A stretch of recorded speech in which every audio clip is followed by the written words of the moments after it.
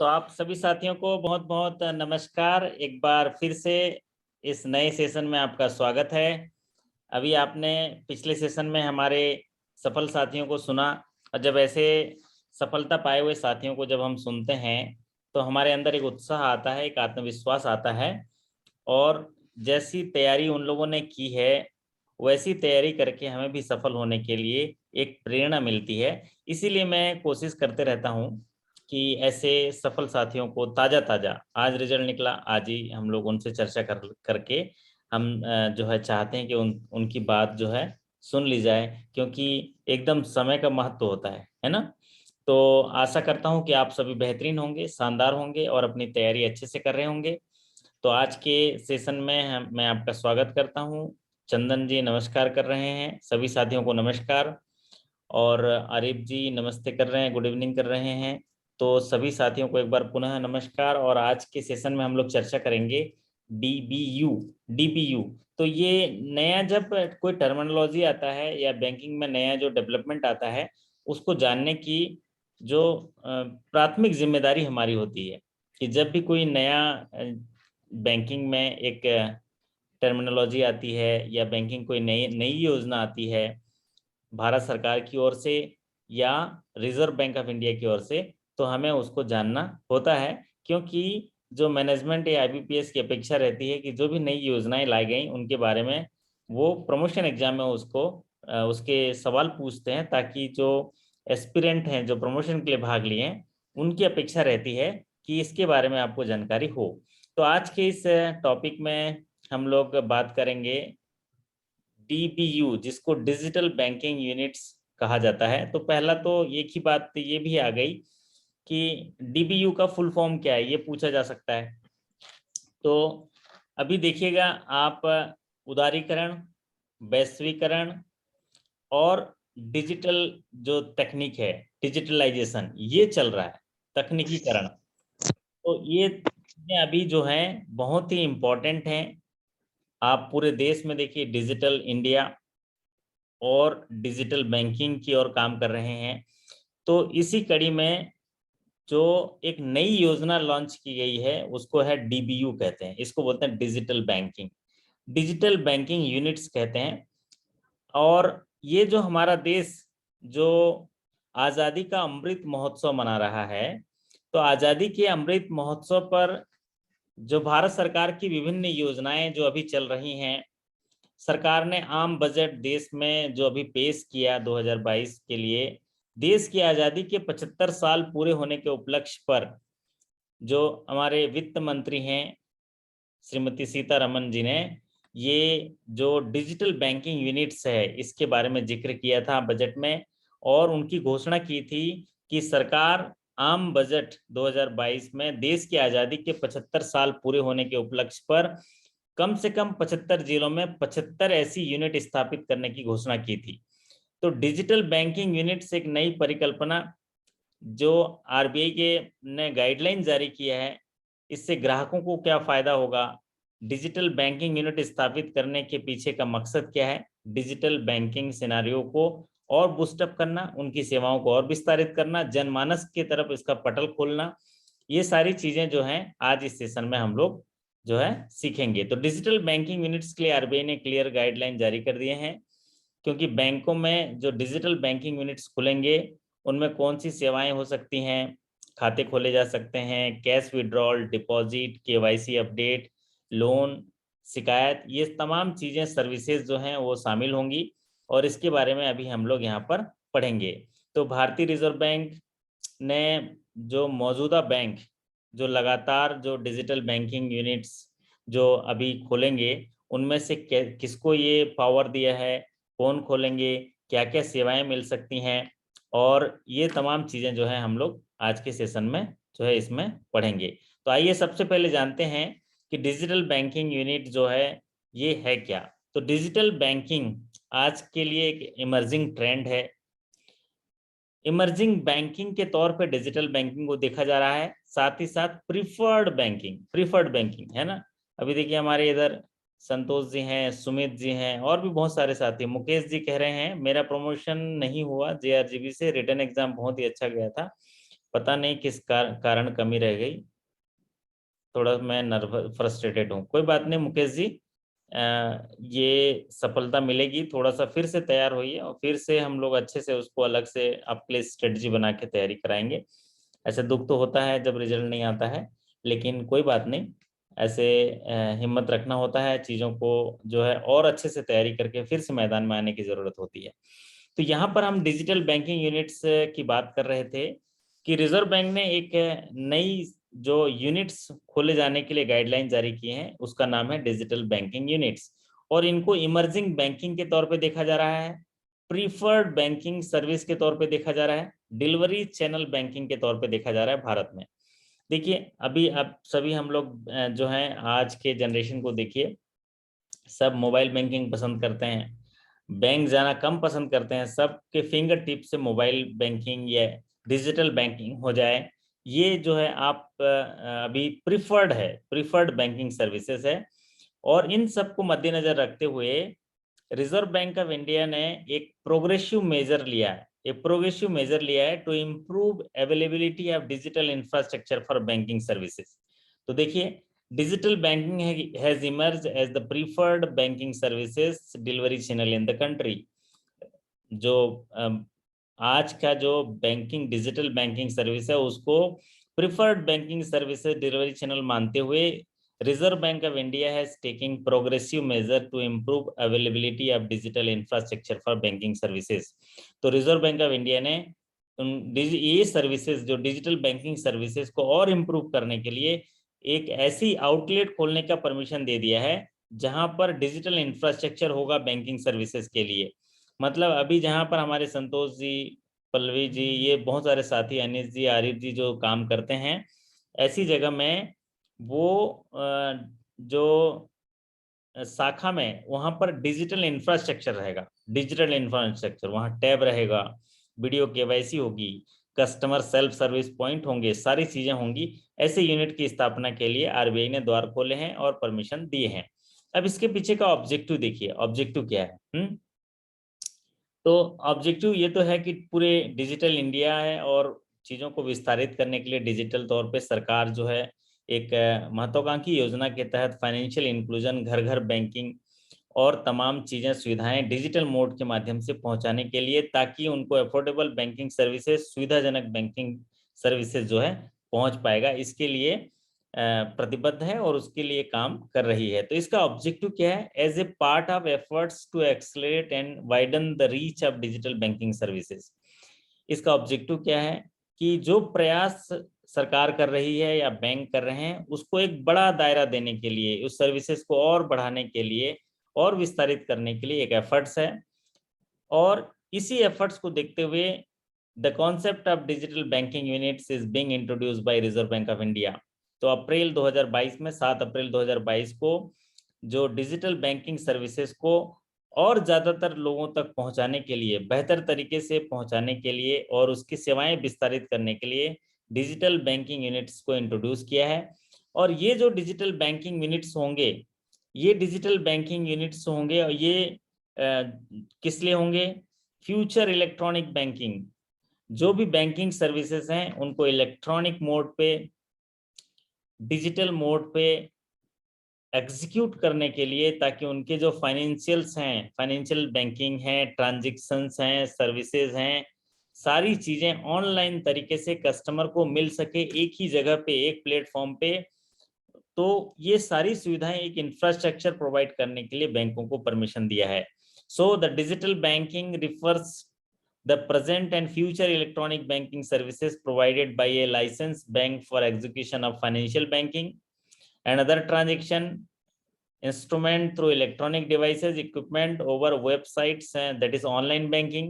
तो online banking के माध्यम से जो बैंकिंग की सेवाएं हो, या मोबाइल बैंकिंग के माध्यम से हो, या अदर डिजिटल चैनल के माध्यम हो जो बैंक के द्वारा डिसाइड किया गया, वहां पर इंफ्रास्ट्रक्चर प्रोवाइड कराना, ये डिजिटल बैंकिंग यूनिट्स जो आउटलेट खोले जाएंगे वहां पर ये तमाम चीजें योजनाबद्ध तरीके से डिजिटल बैंकिंग सर्विसेज को और लोगों तक विस्तारित करने के लिए वहां सुसज्जित कर दिया जाए और जनता के लिए या ग्राहक के लिए उन सुविधाओं को खोल दिया जाए। ये डिजिटल बैंकिंग यूनिट की परिकल्पना है।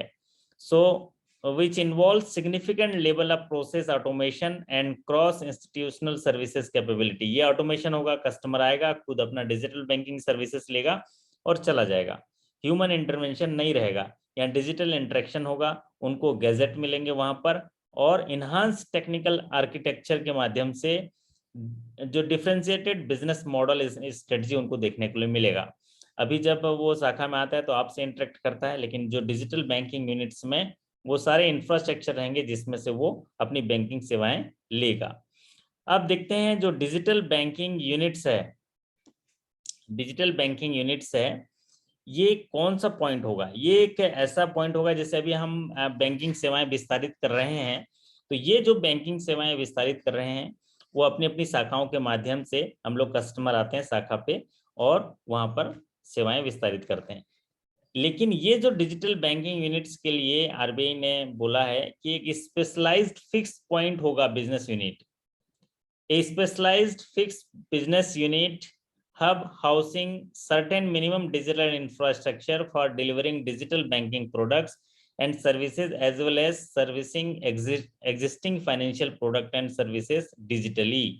मतलब अलग से एक स्पेशलाइज्ड फिक्स पॉइंट होगा, अलग से एक आउटलेट होगा जहां पर मिनिमम इंफ्रास्ट्रक्चर होगा, डिजिटल इंफ्रास्ट्रक्चर होगा, जहां से बैंक के फाइनेंशियल प्रोडक्ट्स और सर्विसेज हैं डिजिटली कस्टमर को दिए जा सकेंगे। ऐसे आउटलेट स्थापना को डिजिटल बैंकिंग आउटलेट्स कहेंगे, डिजिटल बैंकिंग यूनिट्स कहेंगे। और इनमें self service, self assistant mode रहेगा to enable customer to have cost effective convenient access enhance digital experience or such product and services in an efficient paperless work। आप देखिए जैसे हमारे सुमित यादव जी यहाँ पर हैं और भी साथी हैं, तो आपके शाखा में अगर कोई कस्टमर आता है, आपकी शाखा में अगर कोई कस्टमर आता है और एक विड्रॉल करता है, एक 10,000 का पेमेंट विड्रॉ करता है, अभिषेक गौतम जी भी हैं सुन रहे हैं, तो एक विड्रॉल करता है तो उसका कॉस्ट कितना पड़ता है? 60 से 62 रुपए पड़ता है। एक विड्रॉल करने आता है तो कॉस्ट देखिए कितना पड़ता है। एक ग्राहक आपकी शाखा में आता है और एक 10,000 का विड्रॉल करता है, आके बोलता है अभिषेक साहब मैं ये 10,000 रुपये मेरे खाते से निकाल रहा हूँ, तो एक विड्रॉल पर्ची साइन करता है, तो उसका कॉस्ट जो होता है 62 रुपए का होता है। लेकिन अगर वही जो है डिजिटल मोड से अगर विड्रॉल करता है एटीएम से, तो 8 रुपए 9 रुपए पड़ता है। वही अगर यूपीआई पे करता है तो 2 रुपए 3 रुपए करता है, मोबाइल बैंकिंग पे करता है तो 2 रुपए 3 रुपए करता है, तो कितना कॉस्ट कम हो गया। तो इसलिए डिजिटल बैंकिंग यूनिट्स में जो ये इन्हांसमेंट किया गया है, सेवाएं विस्तारित की गई हैं ताकि जो efficient, paperless, secured and connected environment के साथ जो कस्टमर हैं उनको बैंकिंग सर्विस मिल पाए, mode it any time all around, all year around. मतलब ऐसे जगह जो डिजिटल बैंकिंग यूनिट की स्थापना की जाएगी जहां पर उनको एफिशिएंट मैनर पर डिजिटल बैंकिंग की सुविधाएं डिजिटली सिक्योर्ड और कनेक्टेड इन्वायरमेंट में जो सर्विसेज जो दी जा सकती हैं ग्राहकों को, वो बेहतर तरीके से दिए जा सकें और उन्हें डिलाइट किए जा सकें। अब ये बजट 2022 में इसके ओपनिंग की घोषणा की गई थी। बजट 2022 में देखिए हमारे, है ना, सीतारमन जी दिख रहे हैं, है ना, और मोदी साहब दिख रहे हैं, तो मोदी साहब हैं तो मुमकिन है। और ये एकदम एकदम बड़े बैंकर हैं भैया हमारे, जो हम जैसे हम लोग काम करते हैं ना वैसे ही बैंक में ही काम करते हैं, ऐसे वो तमाम चीज़ों को जो है विस्तारित करते हैं। बैंकिंग फैसिलिटी को जनमानस तक पहुंचाने के लिए बहुत सारी योजनाओं को जो है वो सुचारू रूप से संचालन कर रहे हैं। तो ये इन्होंने जो ओपनिंग अप जो आपका डिजिटल बैंकिंग यूनिट्स की स्थापना की है, तो ये डिजिटल बैंकिंग की स्थापना जो है बजट 2022 में इसकी घोषणा की थी, जहां पर सरकार ने आम बजट में देश की आज़ादी के 75वें साल पूरा होने पर आज़ादी के अमृत महोत्सव के अवसर पर 75 जिलों में 75 banking outlets, digital banking outlets की स्थापना की घोषणा की है। और इस डिजिटल बैंकिंग यूनिट की स्थापना पर आरबीआई ने गाइडलाइन जारी किया है, जिसके तहत इसमें खाते खोलना, वीडियो केवाईसी होना, cash withdrawal, deposit, KYC update, जो कंप्लेंट रजिस्ट्रेशन करना, ये पूरी तरह से डिजिटल रूप में सेवाएं दी जाएंगी। और ये डिजिटल बैंकिंग उत्पादों और सेवाओं का अर्थ आमतौर पर उन वित्तीय उत्पादों और सेवाओं से होता है जो लगभग पूरी तरह से डिजिटल रूप में होती है। जहां ग्राहक उत्पाद और सेवाएं खुद हासिल करता है, सेल्फ सर्विस मोड पे रहता है। और इसके लिए रिजर्व बैंक ने दिशा निर्देश दिए और बैंकों को डिजिटल बैंकिंग यूनिट्स की स्थापना करने के लिए अनुमति दी। इसके तहत जो शेड्यूल कॉमर्शियल बैंक हैं उनको आरबीआई से अनुमति लेने की जरूरत नहीं है। टीयर 1 से लेके टीयर 6 तक के सेंटर में डिजिटल बैंकिंग खोलने की अनुमति है, वो भी किसको? शेड्यूल कॉमर्शियल बैंक को बिना आरबीआई की अनुमति के। किसको? शेड्यूल कॉमर्शियल बैंक को बिना आरबीआई की अनुमति से ये opening of digital banking units के परमिशन है। So digital banking units, opening of digital banking units for scheduled commercial banks other than RRBs, RRB को नहीं है, प्राइवेट बैंक्स को नहीं है और एलएबी को नहीं है, with past digital banking experience are permitted to open digital banking units. तो ये अगर सवाल पूछा जा सकता है कि डिजिटल बैंकिंग यूनिट्स कौन खोल सकता है, तो उसमें पूछेगा schedule commercial bank, RRB, PB, LB, all of the above. तो ऑल ऑफ द अबव में मत करिएगा, सीधे क्लियर लिखा है शेड्यूल कॉमर्शियल बैंक खोले जा सकते हैं, लाइसेंस उनको जो है अच्छे डिजिटल बैंकिंग एक्सपीरियंस के साथ ये खोल सकते हैं, लेकिन इसके लिए आरबीआई से अनुमति लेने की जरूरत नहीं है। कौन से एरिया में? In tier 1 to tier 6 centre unless otherwise specifically restricted. अगर कोई इलाका अगर वहां रिस्ट्रिक्टेड है उसको छोड़ के टायर 1 से टायर 6 सेंटर में without having the need to take permission from Reserve Bank of India in each case, तो ये बैंकिंग यूनिट की स्थापना शेड्यूल कॉमर्शियल बैंक कर सकते हैं और ये टायर 1 से लेके टायर 6 के सेंटर में जो भी बैंक रहेंगे वो खोल सकते हैं। कौन सा बैंक? शेड्यूल कॉमर्शियल बैंक खोल सकते हैं। अब ये जो टायर 1 और टायर 6 का क्या होता है? टायर 6 का मतलब होता है वहां जहां पॉपुलेशन 5,000 से कम होता है। टायर 5 का मतलब 10,000 से कम होता है। टायर 4 का मतलब 20,000। टायर 3 का 50,000 से कम होता है। टायर 2 का 1 लाख से कम होता है और टायर 1 का जो है 1 लाख से ऊपर होता है। ये टायर 1 मतलब ये सारे बड़े से लेके छोटे सेंटर में इसकी स्थापना की जा सकती है। अब बात करते हैं जो डिजिटल बैंकिंग यूनिट्स जो है इसको कैसा ट्रीट किया जाएगा। So the digital banking units of bank will be treated as banking outlets. इनको क्या करेंगे? बैंकिंग आउटलेट्स की तरह ट्रीट किया जाएगा और each banking outlet shall be house distinctly with the separate entry and exit provision. ऐसा नहीं कि हमारे अभिषेक गौतम जी अपने बैंक में काम कर रहे हैं और बगल में ही एक स्टूल लगा के वहां सारा मशीन वशीन रख दिए, वैसा नहीं चलेगा। उसका सेपरेट एंट्री और सेपरेट एग्जिट होना चाहिए, मतलब अलग से हाउस होना चाहिए उसका, अलग से। Digital banking unit cell be house distinctly, अलग से एक जगह आउटलेट लीजिए मार्केट में जहां पर फुटफॉल ज्यादा है, जहां पर अच्छे लोग हो रहे हैं, वो जगह आप सेलेक्ट करिए, वहां पर आउटलेट लीजिए और वहां पर एक सेपरेट एंट्री और सेपरेट एग्जिट हो। इस तरह से डिजिटल बैंकिंग यूनिट की स्थापना की जाएगी। अब अगला महत्वपूर्ण जो बात है, इसका डिस्ट्रीब्यूशन लेयर कैसा होगा? इसका डिस्ट्रीब्यूशन लेयर कैसा होगा? The distribution layer of digital banking, each bank would choose suitably, मतलब इसमें स्मार्ट इक्विपमेंट्स होंगे।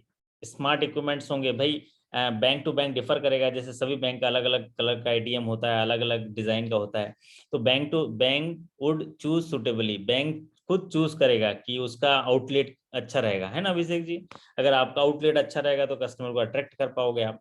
तो स्मार्ट इक्विपमेंट रहेंगे, इंटरेक्टिव टेलर मशीन रहेंगे, क्योंकि अभी क्या है, आप टेलर हैं, जैसे हमारा अभिषेक जी कैश बांट रहा है तो ये टेलर हो गया, लेकिन ये तो मुंह फुलाए रखते हैं, ये तो कस्टमर से बात ही नहीं करते हैं और फिर झगड़ा, क्योंकि बात करें तो कस्टमर नाराज हो जाए कि तुम बात कैसे कर रहे हो, पैसे तो हमको बात नहीं करना हमसे। तो इसी को एक इंटरेक्टिव टेलर मशीन है। अब कस्टमर आएगा और टेलर मशीन से बात करेगा, भाई क्या चाहते हो, बोलेगा हेलो सर नमस्ते, स्वागत है आपका बैंक में। बोलेगा आगे एक बटन दबाइए, पैसा निकालना है तो पैसा जमा करना है तो 2 बटन दबाइए। इसको बोलते हैं इंटरेक्टिव टेलर मशीन, है ना? या स्क्रीन पर आता रहेगा, जैसे आप एटीएम में जाते हैं तो स्क्रीन पर आता रहता है ना, हिंदी में करना है तो एक दबाइए, है ना? और अगर ऐसा कोई कस्टमर आएगा उसको हिंदी हिंदी करने लगोगे तो बोलेंगे बंद करो सब बैंक बोलेंगे, है ना? तो ये interactive teller machine, interactive bankers, service terminals, teller and cash recycler. देखिए वहां पर कुछ आपको स्टाफ भी तो रखनी पड़ेगी ना उनको हेल्प करने के लिए, तो इंटरेक्टिव बैंकर्स भी होने चाहिए। इंटरेक्टिव डिजिटल वॉल्स होंगे, उनके जो वॉल्स होंगे। फिर document uploading, self service, card issuance, सारा डिवाइस होगा। ये सेवाएं जो है डिस्ट्रीब्यूशन लेयर वहां पर होंगे। साथ ही साथ देखिए उनका इंफ्रास्ट्रक्चर क्या होगा, वो जो डिजिटल बैंकिंग यूनिट की स्थापना की जाएगी या बैंकों द्वारा की जाएगी, वहां पर वीडियो केवाईसी अपरेटस होंगे, मतलब वहां पर स्क्रीन पर जाएगा और अपना खाता खोलने के लिए जाएंगे अभिषेक जी, तो अपना आधार कार्ड लेके जाएंगे, आधार नंबर डालेंगे, फिर वीडियो केवाईसी हो जाएगा, वो बोलेगा मुंडी ऐसे घुमाओ, ऐसे घुमाओ, ऐसे हिलाओ, तो वो सारा को कैप्चर करेगा, फिर वो ओके करेगा, तो फिर आगे जाएगा, वीडियो केवाईसी हो जाएगा, मतलब कितना डिजिटली जो है आपका अकाउंट ओपन हो जाएगा।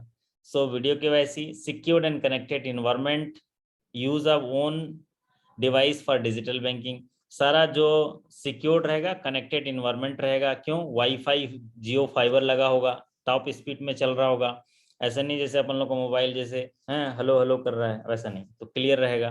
वीडियो कॉल कॉन्फ्रेंसिंग फैसिलिटी रहेगा, है ना, मान लीजिए वहां पर एक वीडियो कॉलिंग फैसिलिटी रहेगा, आपको कुछ समझ में नहीं आ रहा है ना, संतोष जी जा रहे हैं उनको समझ में नहीं आया, तो वो बटन दबा देंगे, तो वहां पर बटन दबाएंगे तो सामने से वीडियो कॉल आ जाएगा, हाँ बोलिए सर आपकी मैं क्या मदद कर सकता हूँ, मैं शाखा, कौन से शाखा से, अभिषेक जी जो शाखा से भी हैं, है ना, देहरादून से बोल रहा हूँ सर, आपकी मदद करूंगा, तो पूरा मदद कर दोगे। So video call conference facility to set up and DBU digital banking unit. This all facility can be in sources and outsources while compiling the relevant regulatory guidelines. तो ये जो फैसिलिटी हमने जो अभी चर्चा किए हैं, ये बैंक की जिम्मेदारी है कि वो इनसोर्स करे, आउटसोर्स करे, लेकिन आरबीआई के गाइडलाइन का पालन करते हुए।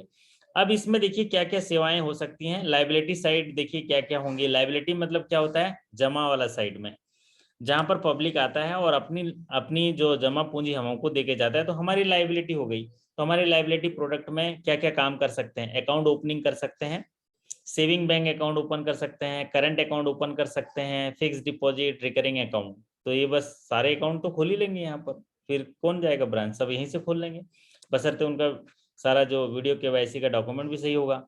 और यहाँ पर खुल गया मतलब आपको तो सब केवाईसी सी केवाईसी वगैरह करने की जरूरत नहीं है, अपने आप खुद ही कस्टमर कर लेगा, है ना, एक क्लर्क का काम तो वही कस्टमर कर लेंगे, सब चीज तो वही कर लेगा, क्योंकि अगर हमारे अभिषेक गौतम जी के वजह कस्टमर आते हैं तो वो पूरा केवाईसी चेक करते हैं, उसके बाद खुद स्कैन करेंगे, खुद अपलोड करेंगे, यहाँ पर खुद कस्टमर कर लेगा। So digital kit for customer, customer के लिए डिजिटल किट होगा, mobile banking, internet banking, debit card, credit card, mass transit system card, सारे चीजें जो है वहां पर अवेलेबल होंगे। Digital kit for merchant, UPI, QR code, भीम, आधार, पॉइंट ऑफ सेल, ये सारी सुविधाएं लाइबिलिटी साइड मिलेंगी। अब होता है asset side, asset side and services मतलब लोन क्या क्या हो पाएंगे, तो लोन के लिए making application and onboarding of customer for identified retail loans, इसमें लोन साइड में ये सुविधा रहेगी कि यहाँ पर से एप्लीकेशन डाल सकता है, एप्लीकेशन डाल सकता है, ऑन बोर्ड कर सकता है कुछ रिटेल स्कीम्स के लिए, एमएसएमई या सिस्टमेटिक लोन्स के लिए, और ये digital process of such loan starting from the online application to disbursal and identified government sponsor scheme which are covered under the national portal. Suppose मान लीजिए प्रधानमंत्री स्वनिधि योजना में कोई ऑनलाइन करना चाहता है, तो आपके डिजिटल बैंकिंग यूनिट पे जाके वो ऑनलाइन कर सकता है, क्योंकि वहां पर गवर्नमेंट के पोर्टल में यहाँ से आवेदन कर सकता है। पीएमईजीपी हो गया, आवेदन कर सकता है। फिर आपके जो 59 सेकेंड्स पब्लिक से जो पीएसबी लोन है ना, वो कर सकता है। तो यहाँ पर एसेट साइड में वो एप्लीकेशन दे सकता है, और अगर कुछ सिस्टमेटिक रिटेल फाइनेंस है तो उसके लिए आवेदन भी वो यहाँ पर कंप्लीट कर सकता है, प्रोसेस कर सकता है। अब बात आती है सबसे बड़ी जो डिजिटल सर्विसेज है, ये क्या क्या सर्विसेज डिजिटल दे सकते हैं, ये बड़ी बात है। डिजिटल सर्विसेज में देखिए कैश विड्रॉल कर सकता है, एटीएम लग गया वहां पर, कैश विड्रॉल हो जाएगा, ठीक है अभिषेक जी, है ना, और कैश डिपॉजिट कर सकता है, वो भी आजकल रिसाइकलर मशीन है ना, उसी में डिपॉजिट हो जाएगा, उसी में विड्रॉल हो जाएगा। फिर आपका जो no physical cash acceptance disbursal across counter, अब यहाँ पर जो कैश डिपॉजिट मशीन है उसके बाद कोई फिजिकल एक्सेप्टेंस नहीं होगा वहां पर। अभिषेक जी मान लीजिए हैं उस यूनिट में, वो जो आउटलेट में आज उनकी ड्यूटी लगी है, अभिषेक जी एकदम टाई वाई पहन के स्मार्ट बन के जाएंगे, वहां रहेंगे, और कोई कस्टमर आएगा, सर ये अभिषेक सर ये पैसा ले लीजिए जमा कर दीजिए, तो वो एक्सेप्ट नहीं करना है, ठीक है, एग्रीड है, थम्स अप कर दीजिए एक जरा, मुझे लगे आप सुन रहे हैं, हाँ, तो वो फिजिकल एक्सेप्टेंस नहीं होगा, सब मशीन के थ्रू होगा।